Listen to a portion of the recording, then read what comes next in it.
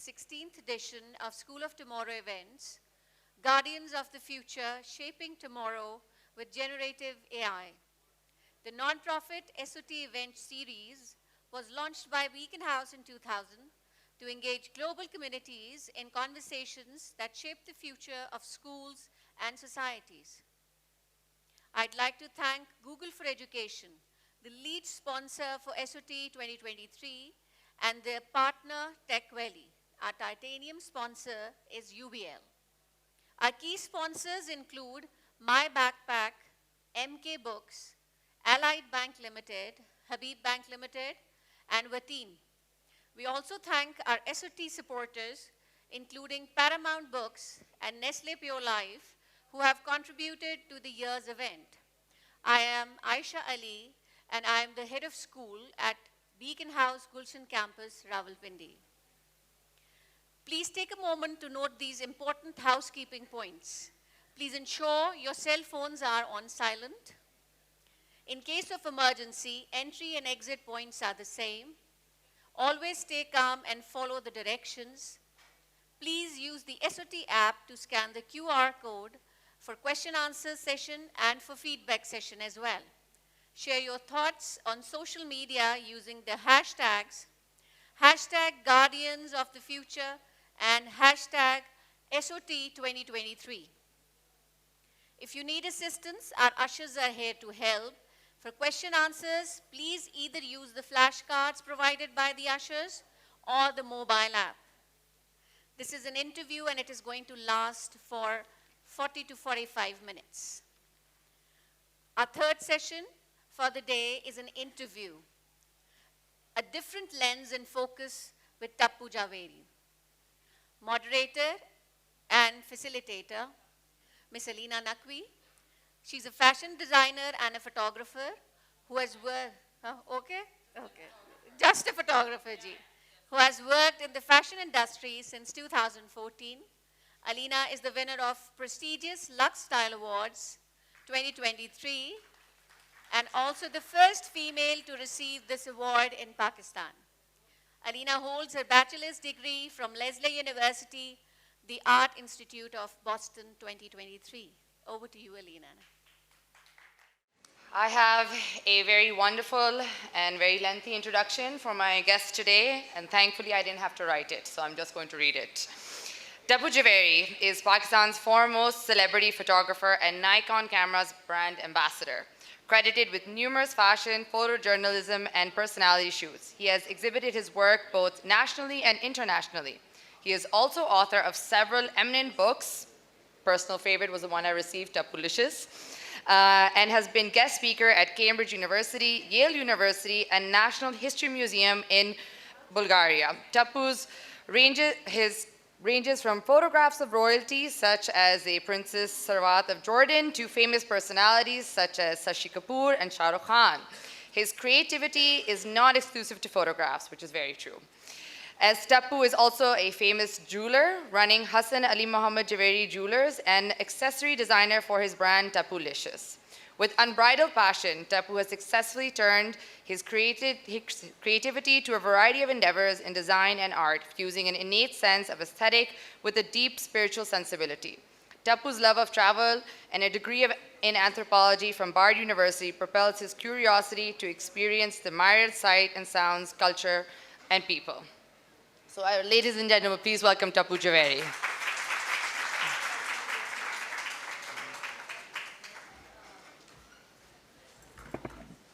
I think after that introduction, I don't think need to say anything.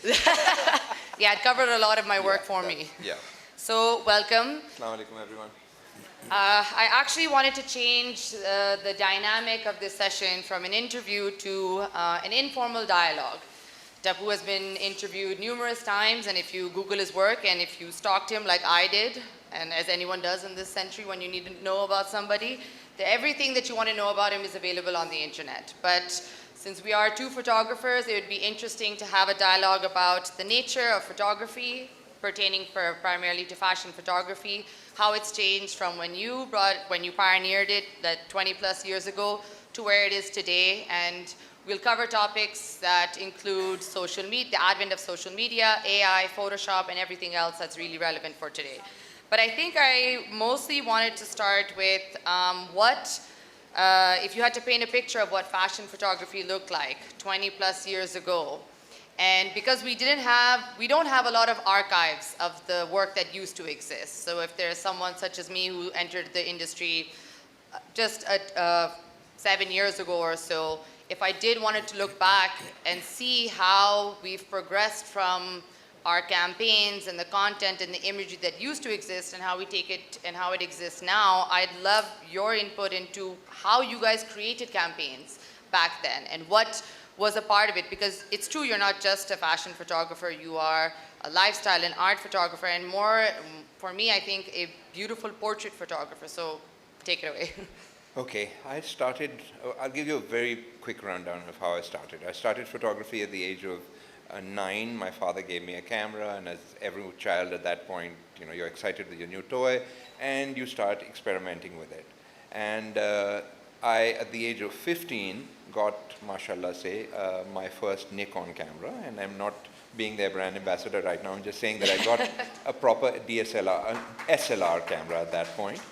And that sort of started my journey in photography. Okay, I used to study in Sadr, and while I would walk from my school to my father's shop, I used to see an array of, the city around me, and I would photograph that. And that started me getting some interesting images, which were then printed in magazines. At that time, there were magazines. There was only magazines. Okay, so if you millennials don't know what those are something we used to have in paper. Anyway, then that started, eventually I started experimenting with my poor sister, who became my model, and hence crossed the border between portrait photography and what would have been considered fashion in those days. Right. When I started fashion per se, there were no real fashion photographers around. In the 70s, there was, every magazine had one photographer, and they would just have them take pictures of ladies in their lounges and whatever, and that would be the look of say Eastern Film Magazine and things like that. But when I started, there were photographers around. There was Akbar Rizvi, who Madam Nurjan's son, and there was Ruha Ghaznavi, who is a fabulous photographer. Also, if you want to connect her, she is Faiza Sami's sister. And then that was the only two. And they would photograph in the studio. Somehow, all of Karachi, the Karachi which I had walked through every day of my life as a student, going from my school to my father's shop to go home, was it was avoided by the photographers of the day, and it was only things in the studio. So when myself and I would have to say Arif Mahmood at the same time started this fashion journey of ours, we sort of took the models out of the studio and into Karachi. So we incorporated a lot of that. I was more conceptual, he was more fashion, he was more arty, I think. But with this conceptual thought of how we wanted to sort of style the image, we started photography. And that's what my first shoot was, fashion shoot per se, was for Teenager magazine, but I sort of pushed that aside because that really wasn't fashion, that was just me being crazy. And to when I first worked for Herald magazine. And the first shoot I think I did was with Freya Altaf, and at that time she had just started modeling. And so I'm a relic out here. And it was basically, we took the models, I took them to the beach, and in hot, sweaty sunlight, said, I don't care if you sweat. I mean, if you sweat, you'll shine and it'll look nice in the images. It does. And we were using gold, and there was, wet models with lathe ka kapda and that thing, and it looked fabulous. Yeah. And that was my entry to fashion photography per se.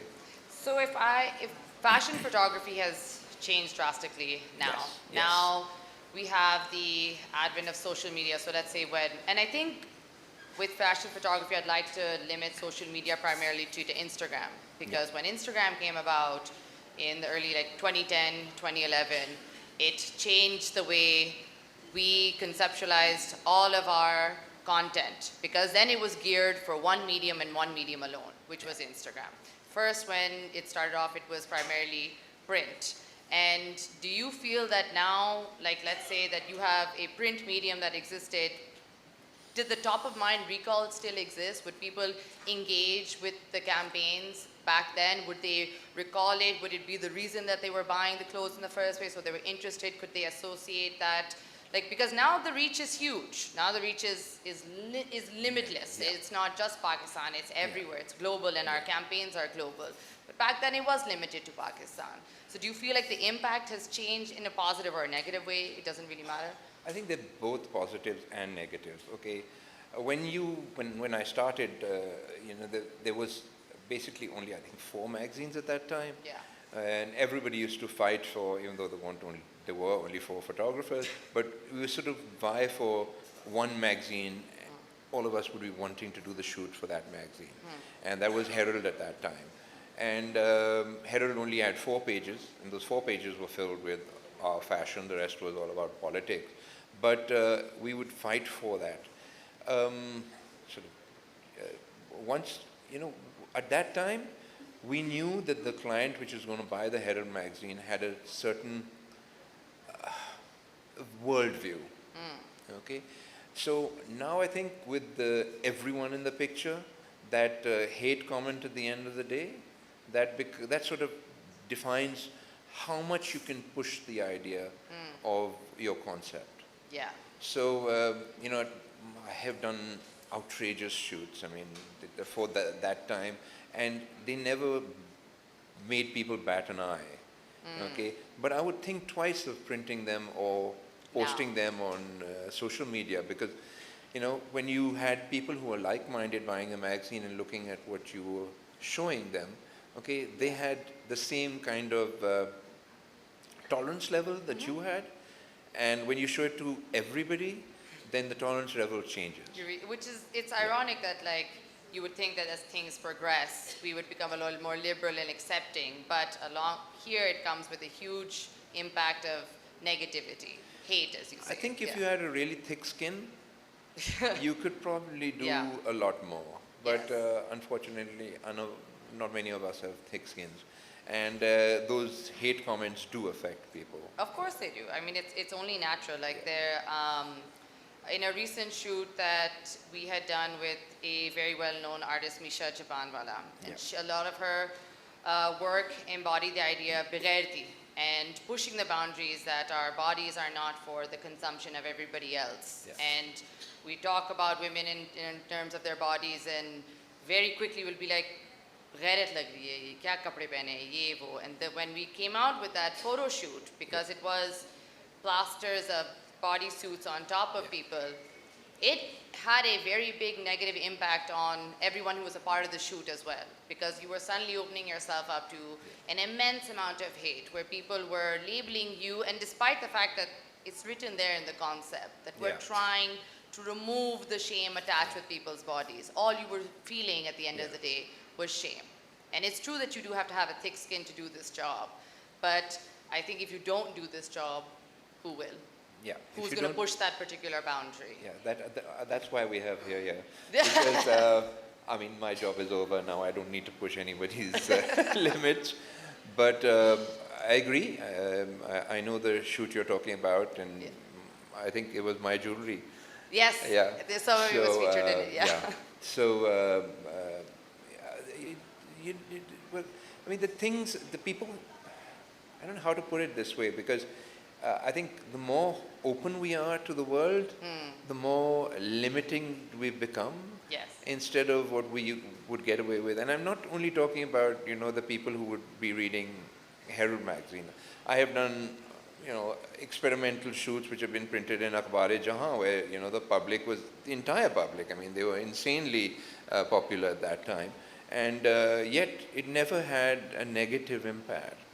As if I put one of those pictures Yeah. You know, if I put even one of those old pictures which were perfectly okay at that time, if I put them in social media now, I get weird comments. So it's like, why? I mean, it's interesting that Yeah. some of the work doesn't always technically stand the test of time. And for all of you who are observing, we have Tapu's work kind of running in the back. And this ranges from his fashion photography to his beautiful, intimate photography of Lahore and everything else. And I think so I met you when I was working for Nikki Nina. And it was the most exciting thing to watch you work because of the intimacy that you brought to the set, the relationship between you and the model and trying to photograph that. And sometimes when everyone is experiencing these photographs on their phones, you're not really understanding that a lot of intimacy goes into creating that. Yes. And it's really hard to kind of describe that to anybody who's engaging with your work, that there's multiple layers that exist to fashion photography or photography in general. It's not just you come, point, shoot, and click. There is a relationship that has to exist in order for you to be able to achieve that particular vibe. And this photograph, by the way, the previous one who was it for? Rizwan, where all the girls are, like one girl laid out. Yeah. Amna Haq being held up by all the male models while Deepak's little head is in the bottom. That was Deepak's outfit. So yeah, a lot of these photographs, I don't know if they would stand the test of time right now. I don't think I could print this now. No, I'm not sure if you could. But so I wanted to kind of move into also Photoshop, because a lot of these, let's say they're not so much Photoshopped and stuff. Yeah. And your take on Photoshop as well. For photographers today, how important is it to include it in your imagery? Is it important at all? And when did you start feeling like it was important for your work? I'm going to go back to what you said about the interaction of a photographer with the subject. So I've always believed this, and I think everyone should. Photography, and when you're photographing a subject, when you're creating a portrait, that is definitely a dialogue. Okay, it's a dialogue between you and the interaction with your subject. And once I don't walk in and take a picture and walk out.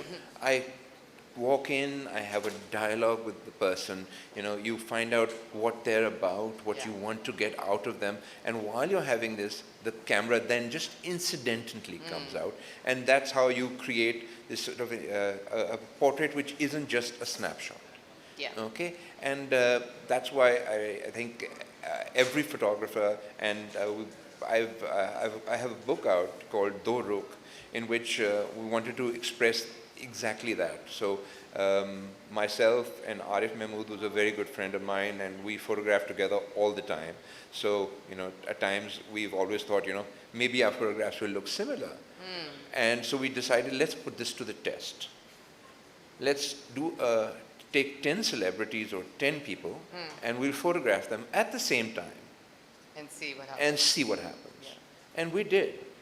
And the way we came to every person was so different that we said, this is an exhibition, let's do this. And we did that. And so every photographer actually brings themselves to the image. Absolutely. Okay? And then, of course, skipping all that and going back to... What was the other question? I think even I forgot by now. It was. But it is true. I've always felt that no two photographers, even if you're staring at the same set, can ever produce the same work. So much of you has to come out into it. Can we go back, one image back? Is it possible? No? I'm not sure. Okay, whatever. Yeah. So, just to give you a little idea, right before this, you went to a picture of Aung San Suu Kyi, who unfortunately right now, for whatever she's done, she's not very popular. But at that time, she was super popular. I went with sort of a political contingent, and they told me that, we'll give you come with us and photograph us, and we'll let you photograph Aung San Suu Kyi. This is just when she had been released from house arrest. Oh, wow. So I went there, and then they made me sit and do an official portrait of her. And she didn't say a word. And I was very upset. I was like, how can I, this is not what I want. I took the picture, and then I sat in one corner, and this lovely Burmese lady came and sat next to me, and she said, "What's wrong? You look very upset." So I said, I wanted to take her picture, and they were very boring, and it was all too state oriented. And she said, "Oh, no problem, you sit down." And she gave me a lovely cup of tea and sat down. And then I discovered later that she was Aung San Suu Kyi's ayah. Oh. Okay, and she went to Aung San Suu Kyi and told her whatever in Burmese, and all of a sudden she just turned around and she said, "What do you want from me?" I said, "Just smile." And I said, and she photographed, and she smiled, and I photographed her and had a little talk with her, and then ran away, as everybody else was leaving. So that interaction is It's what pivotal, creates the image. Yes, and I think that's what maybe audiences don't see, because, and especially now, if you're just observing someone's work on Instagram, you're never going to assume how much kind of went into that every single picture, every single photograph, every single moment from where the light goes is all an interaction, it's all a dialogue. And if you can't communicate with the subject that you're trying to photograph, you're not going to achieve anything. No, you'll take it's a not snapshot, possible. that's it. Yes, you lose the intimacy, you lose the emotion, and if photographs don't have that, then what do they have left? Which goes back to what we were talking about, Yes. commercial photography. It's commercial photography, yeah. And I think you can, if as a viewer now, if you're on Instagram, it's almost instantaneously, you know in an instant whether or not you have engaged in this photograph. And usually 9 times out of 10 it's because the photographer has engaged with the subject in the photograph. अगर कपड़े दिखाने और कपड़े भेजने और lawn भेजना ये करना, you're not looking at the photograph. You're looking specifically for consumption purposes to buy, consumer behavior. Years ago, I had a fight with somebody for this very reason. I was photographing with, I shouldn't even name her, but a lovely lady who used to run She magazine, and she told me, "Hey, Tapu, model का मुझे वास्ता नहीं है, मोती मोती जोड़ नजर आए." So I said, फिर आप, then I just told the model, I said, "Take the joda and leave it here." So she said, "What?" I said, "Because you're not interested in you, just in the joda." And then I walked off set. I was like, "I'm not going to photograph How long this." ago was this? Long time ago.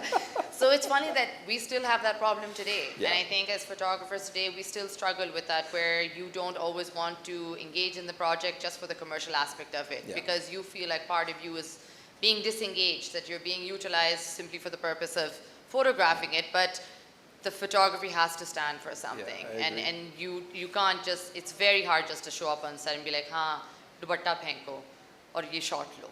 Yeah. And that is just difficult. So I think I had moved on to Photoshop and how you felt about Now let me Photoshop. answer Let's the just say Photoshop. that, yeah. Okay. So with Photoshop, because I've moved from analog to digital over, God knows, a decade.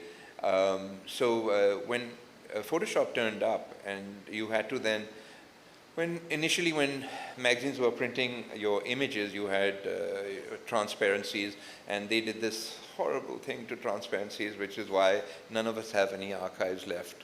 So in order to scan a transparency, you used to dip it in oil and then put it on this drum, and then it used to be drum scanned. And the image, the original negative at the end of the day was ruined. Used to get it back, dipping in oil, and then used to try and clean it, and the things used to come off. So when Photoshop turned up, you had the ability then to scan and correct those things. All right, so that became a real boon to photography. Yeah. And then, of course, then it went ahead, and then you could manipulate with Photoshop. So I think I don't really do much Photoshop. I try to make people's skin look like they belong to this people. planet. But most of the time, it's the client and now the models which sort of demand that, I don't want my bags to show, I don't want zits. And I remember a time when I think we had Vinny here a little while back, and I have told Vinny, "Go home." I met her at a party. I said, "I have a shoot tomorrow. You haven't slept. Go home now." Okay, and sending her home so she had her beauty sleep. Yeah. And now that concept doesn't exist.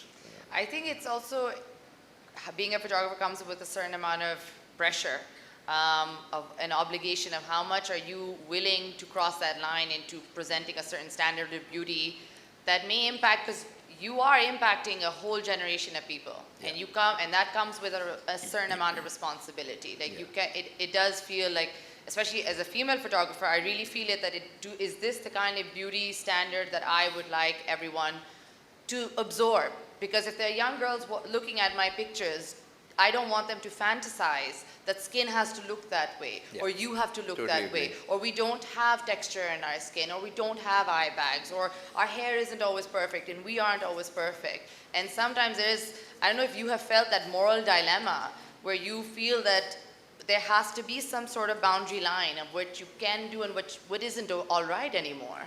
Well, I do feel that.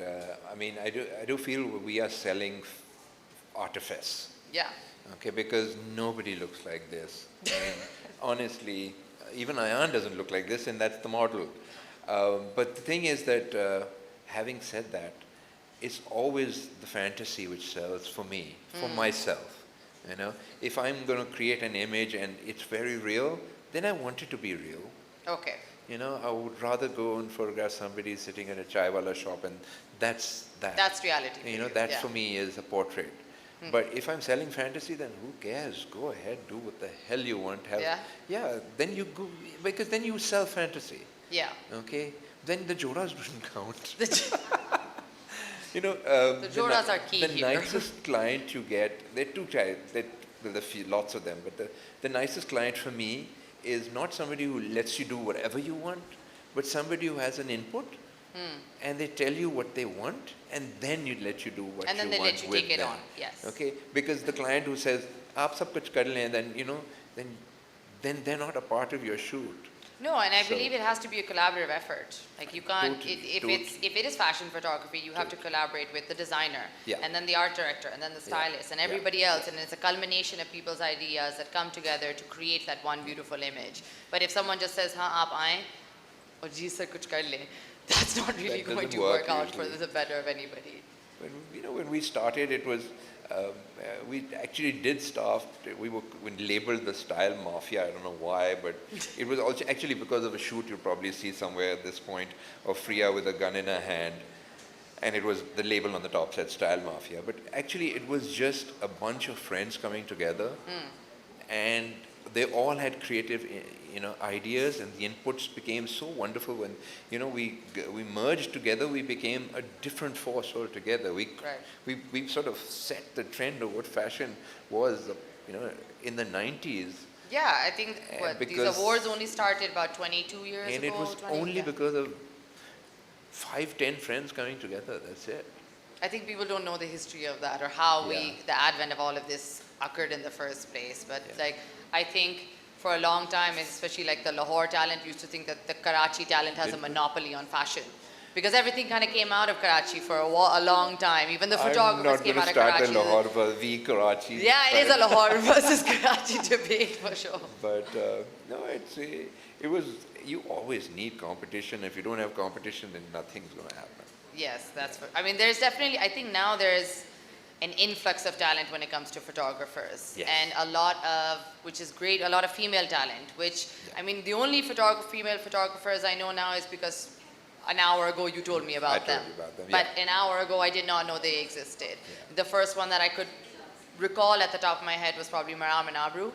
And that was the first one that I experienced as a photographer that, okay, this was the benchmark, that they were the only ones that I could look up to.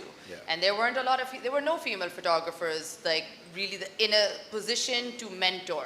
And then there was the monopoly of all the male photographers, and they didn't particularly want to mentor you. So it was hard, especially as a woman, to try and find space for yourself because there was no space. So we don't have a lot of programs that produce photographers. We're all self-taught. Which is odd because the lady who runs the photography department in Karachi, in Indus Valley School of Art and Architecture, is Farah Mehboob, who is a female photographer. Right. She's junior to me, but she was a fashion photographer who then became an art photographer and then ended up being a teacher. Yeah. So it's odd. It is definitely odd. We definitely need more female photographers. I'll tell you why. One, the female sort of point of view is sort of missing from, let's not say fashion because fashion is not that interactive, but in say portraiture and sort of like street photography, it's definitely missing. Right. Okay, I know we have Aisha Villani. If I hope she had, I mean, she's an Islamabadi photographer who's just utterly amazing, and her and myself went to photograph in Neelam Valley. Okay, and myself and Arif were sitting outside, and Aisha would disappear every 5 minutes. I was like, and then she'd come back out with these pictures of these women sitting with babies and having chai, and she'd say, "Oh, you want chai?" And she'd disappear again. And we were, as male photographers, kept outside that zone, and she could enter the home and take those utterly amazing photographs, and then interact with the women that way, which we can't. Yes. And the same which happens in weddings. Yes. Nobody wants a male photographer intruding on their wedding, which is what happens. Yeah. And female photographers sort of beautifully skirt between, and they end up with some gorgeous photographs, which is why we have very few of them, and we really need more. So we have, I think, now a larger female base in the wedding industry. Because yes, it is very true. There is a certain relationship and comfortableness that I think brides or women have with other women coming. Photographing a wedding is a very intimate process in and of itself. Totally. You are inviting someone into your home to witness something that is supposed to be beautiful or whatever. And the female gaze is a little more, I would say, maybe sensitive to that. Agreed. And then the vulnerability is there. So when the vulnerability is there, the photographs then therefore can be more intimate. They can really show or depict that moment or that intimate moment in time where the bride and the groom are together, where male photographers perhaps could not be able to do that. They wouldn't have the insight into the relationship. And I think that if we also progress that into fashion as well, because there is an intimacy that female photographers can have with their models. With their and female even models. male models or even female models. We can go up to them, we can fix things, we can adjust their body language, we can engage with them in an entirely different way that perhaps male Totally photographers agree. can't. But it is there is a definite glass ceiling, and it is hard to break that because the designers that we have, the older designers, they have all been conditioned to believe that these are solid photographers. That the male photographers have existed for a certain amount of time, hum inhi ke paas jayenge. Yeah. And now the challenge is creating room. And I think senior photographers, male photographers have a responsibility to create that room for the female photographers to come in, Totally to agree. help them, to guide them, to mentor them, to channel their talent in that way. Yeah. Because without that, this industry is quite haphazard, and we're still learning, and we're still developing things. Yeah. And so it's quite difficult. So now I think we don't have that much time left, and I guess now maybe is the time to touch on AI a little bit, since we did come here to talk about AI. Yeah. But to start with, I think AI in photography or AI in fashion photography in Pakistan, it hasn't really scratched the surface yet. We've just started to get to the point where we can use it to develop concepts, because it is exactly what it is. You generate a certain amount of keywords, it'll generate an image for you, and for concept shoots where you are going to try and show the client, this is my mood board, this is my concept board, this is the idea, it's great. But I'm wondering how you feel about how it's going to expand, because right now we haven't gone there yet. We barely scratched the surface of what AI can do in Photoshop and photography and campaigns. Okay, AI is quite incredible. Why I know that is because yesterday the Beatles released a new song. Okay, John Lennon died a long time ago, but with AI there's a song which was incomplete, and they gave it to the AI company, which then had John Lennon's voice simulated by an AI, and the entire new song was created and released after the Beatles have all died. No, well, That not is all, incredible. two of them. Anyway, so that technology is just incredible, and it's going to become even more incredible. Yeah. Right? Having said that, it has loads of shortfalls. Okay, shortfalls in ethics, because if who's going to be speaking for people who don't live anymore? I mean, has John Lennon got a voice to say, "I'm sorry, I don't want that done to my voice"? But as of yet, photography has taken over AI in the manner that it sort of fills in the gaps. So I use it in Photoshop sometimes. You use AI to create a better background, or you've done a shoot with a background where the sides are showing and you don't really want to zoom in, and you just use AI to fill just fill the expanse with the backdrop. So that's where it is at this point. Yeah. Okay, but with Mid-Journey, I've seen some really insanely wonderful stuff where you can do things like Marilyn Monroe sitting. You can create an entire photo yeah, shoot, start to finish. eating dal chawal on the roadside. You just write that and it'll happen. I think the fear is that would it be taking over a lot of jobs? And would it be intrusive enough to take over, let's say, because now AI can take an actor's face, recreate it, and that particular actor can be doing a whole scene in AI and hasn't really done it. So will that happen to models now? Will models be secondary because now you can generate the exact look and feel of a human being that you want to fit into the certain narrative that you want? And then will photographers will still be relevant if you can artificially create everything? So I think that there will be an issue with the copyright stories, because again, the AI is using copyrighted images to create these new fantasy images. But originally, the images which it's searching on the net for images belong to other people. Yeah. Okay, so that's going to be one issue. The second issue is going to be can it and will it replace a model? And thirdly, I think in Pakistan it's going to take a while for say AI to create a Banto Joda, or something like that. Okay, so AI probably backfire at that point, because that much work is even the AI doesn't want to do. But at this point, I think it's in its sort of infancy. So it's going to take a while, but I think eventually we might not even be photographers. You'll be sitting on a computer saying, okay, you had this Joda and this, and you just merge it all together. Which is a really scary thought, personally. I wouldn't. Having said that, that there was a time when everyone thought that digital photography will take over analog photography. It did, but then it created a space for analog photography. Oh yeah. And now you have, analog versus digital, where analog is, kept in the art zone, and that's where we might fall off in the end.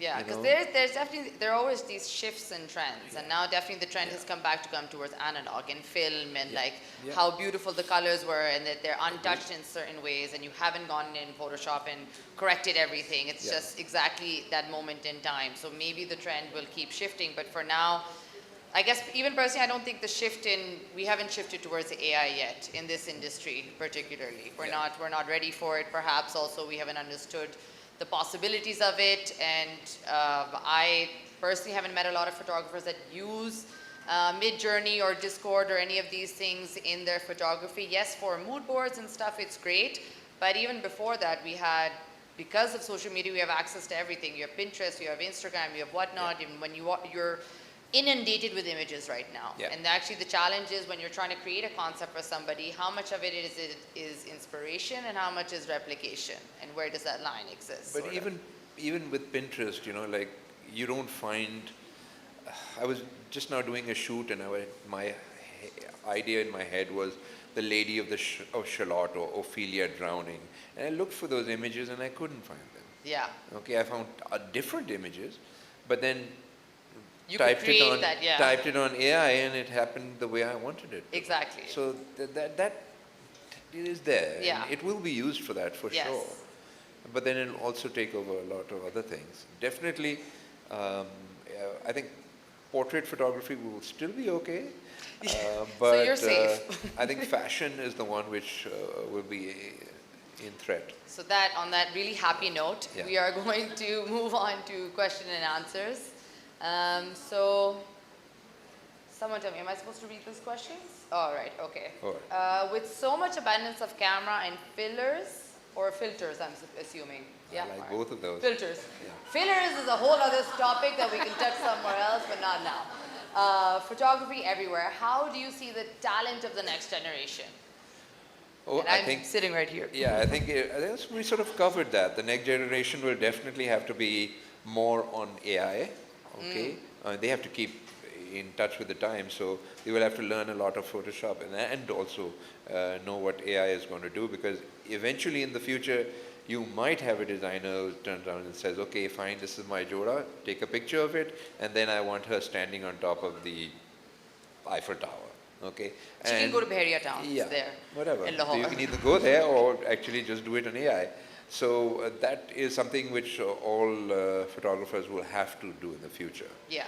It happened with Photoshop Yeah. eventually. You know, in the beginning, if you wanted to be a photographer, you just needed a camera. Yes. Then you needed Photoshop. Now Yes. you'll need AI and Photoshop. Yes, now you need AI in Photoshop. However, I also do feel like there should be a fine line with filters, because I feel like that's cutting the job too quick. It's making it a little too easy. You're not really understanding the intricacies of colors if you're just slapping on a filter and saying, Yeah, but you know, it's not really cheating, because we've done it when I was photographing with film. Yeah. If you wanted a certain tone, I think you probably see out here there's a black and red picture, and all that was is I put a red filter on the lens, and that was that. So that was in that time. After I wanted to do it later, I would have put a filter on In post. post. Yeah. And so it's something which has been done anyway.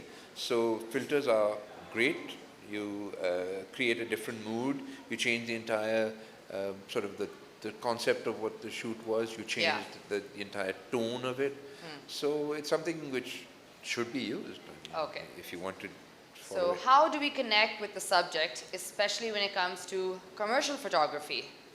Okay, in commercial photography, you don't connect with the subject. It depends, really. I mean, if you're doing, say, I don't know, a mobile phone ad, and your subject is a celebrity, and you've given them a mobile phone, and normally there's always this shot. Okay, so if you're getting that shot, then you can, you need to make the person look comfortable, and that is the dialogue which I talked about in photography. Yeah. So it becomes, and there are not that many celebrities in at least in Pakistan. No. Okay. We've So you recycled know them a all lot. of them, and you end up knowing them personally. So that creates a sort of a intimacy itself, and then the dialogue itself creates even more. Yeah. Okay, even if I'm photographing on the roadside and I'm meeting anybody and I'm photographing them, I usually, talk to them, have a cup of tea with them, or there's certain ways of doing street photography and taking portraits. Is you can either take the snaps, or if you know the person is going to say no to you, okay, you immediately take the picture and then you start the dialogue. Yes. So you've got your backup there, and then you try and improve it by talking to them, and then whatever you create that intimacy between each other. And I normally tell everyone, okay, if I'm taking a bunch of photographers with me on street photography trips, I tell them, listen, you have to be able to see into the future. So, if you see a perfect light and somebody's sitting, or not even sitting in it, wait there. Somebody will come for you, and the photography gods will create the best image for you, as long as you just take your time to just Be slow patient down. enough. Yeah. Yes. Okay. So, what inspired you to make Kaleidoscope? It remains my personal favorite work from you, and inspired me and got me into night photography. All right. Kaleidoscopes. Okay, they're probably talking about the Kara Chakra. Ah, All right. okay. Okay, so I do fashion, I do art photography, I do portraits, and I have a love for my city, Karachi. All right, and I go out and I photograph. I've got tons of books in which I've collected millions of images of Karachi, where I try to take out that there's a very interesting architecture there. There's a mix of everything. I think every city has it, but because it's so congested in Karachi that it's very easy to dystopian, come. yeah. So I had done an exhibition called Karachi Scope, okay, where I decided that I'm going to do two things: either walk into a space and open it out, okay, or go whatever space I wanted, go very far from it and see the expanse of it. So the photographs became me walking into, say, a bus, with crowded bus and taking about 50 pictures in a sort of a 360-degree pattern and then stitching them all together, again, Photoshop, and opening out a tight space. Wow. Okay? And then the other one was to go to a higher ground and see from bird's eye view, or almost a bird's eye view, what Karachi would look like from the top. So these two exhibitions created a mountain of images, and I had all these images sitting on the computer, and I said, you know what, I am losing, or I haven't seen, those wonderful shamianas which used to exist, the blue and the red and the yellow ones. All of us have seen them in our childhood. So I thought, I'll take my images and try and create that shamiana. So I took all these images of Karachi I had, and I merged them together in these kaleidoscopes, which were chakras basically. And that's where the Kara Chakra came from. So I don't know if you came across it, a few of them. So that's where those come from. And our last question. Right. Everyone wants to look beautiful and everyone is taking pictures. That is very true. Any good tips to improve amateur photography? Yes. Go to school. Go to Beacon House. I think practice makes perfect. You really won them over with the Beacon House selling. Good job. Practice makes perfect, and the more pictures you take and the more people you give those pictures to or let people, I believe that art is something which doesn't belong to you, it belongs to the world. So the minute you've taken that picture and you show it to 15 people and then you take their input, if they hate it, then you're bad. If they like it or they give you comments which can improve whatever you've done, then you move in the direction of your criticism. And I mean, if you are one of those people who really believe in your own direction, then believe in it, something good will come out of it. So practice makes perfect is an adage which I would say you have to go by. I agree. Yeah. For sure. And I think that concludes this session for today. Thank you everyone for coming. Thank you for being a part of this conversation, and we hope you enjoyed it. Thank you, Aleena, so much. Thank you, Beacon House. Thank you everyone for being here and tolerating us. Thank you all.